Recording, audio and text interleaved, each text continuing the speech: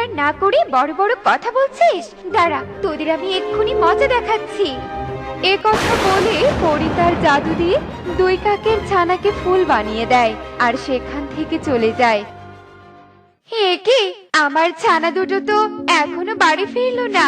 সেই সকালে গিয়েছে খেলতে, এখন আমি কি করব? কি হয়েছে কাকুলি, তোমাকে এত চিন্তিত দেখাচ্ছে কেন? আর ছানারা কোথায়? ওরা না আমার কথা শুনলেই বাইরে ছুটে আসে। ওদের জন্যই তো চিন্তা হচ্ছে, সেই সকালে খেলতে গেছে, এখনো বাড়ি ফিরেনি। কি বলছো কি? আচ্ছা তুমি ঘরে যাও, আমি বনে গিয়ে দেখছি, হয়তো এখনো খেলার ছলেই আছে। এরপর কাকুলি ঘরে চলে গেলে কালু সোজা বনে চলে যায়। কিছু দূর পথ যেতেই তার টোনাটুনির সাথে দেখা হয়ে যায়।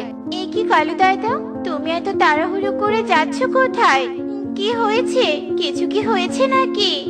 আর বলিস না টুনি, সেই কখন থেকে আমার ছানা দুটোকে খুঁজছি, কিন্তু কোথাও পাচ্ছি না। এদিকে প্রায় সন্ধ্যা হয়ে এলো। কি বলছো কি?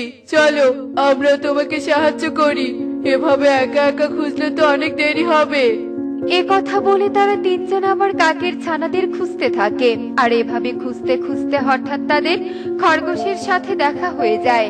খরগোশ দাদা, ও খরগোশ দাদা, তুমি কি আজ কোথাও কালু দাদার ছানাদের দেখেছো? হ্যাঁ রে টোনাটুনি, আজ সকালে আমি ওদেরকে দেখেছিলাম। কোথায় কোথায় দেখেছো আমার ছানাকে? ওদেরকে তো ওই পাশের নদীর ধারে যেতে দেখেছিলাম, ওরা ওখানে খেলতে গিয়েছিল।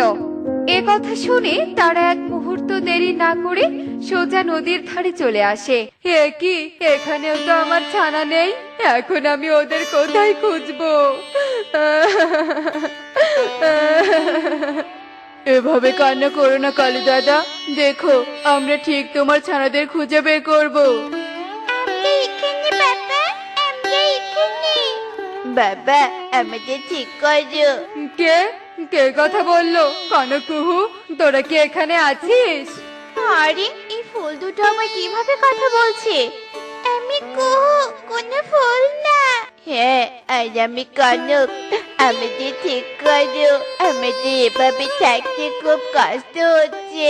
কিন্তু তোদের এমন দুর্দশা হলো কি করে? এরপর কনকর কুহু তাদের সম্পূর্ণ ঘটনা খুলে বলে। আমার তো মনে হচ্ছে তোমাদের ওই পরী ঠিক করতে পারবে, আমরা এখানে কিছুই করতে পারবো না। কিন্তু কিন্তু আমরা সেই পরীকে কোথায় পাবো? চিন্তা করো না বাবা, ওই পয়সা বলেছে ও আবার কাল সকালে আসবে, তাই তোমরা কাল ওই পরে দেখা পাবে। ওই রোজ এখানে আসে ফুল দেখতে। চিন্তা করো না বাবা, আমরা কষ্ট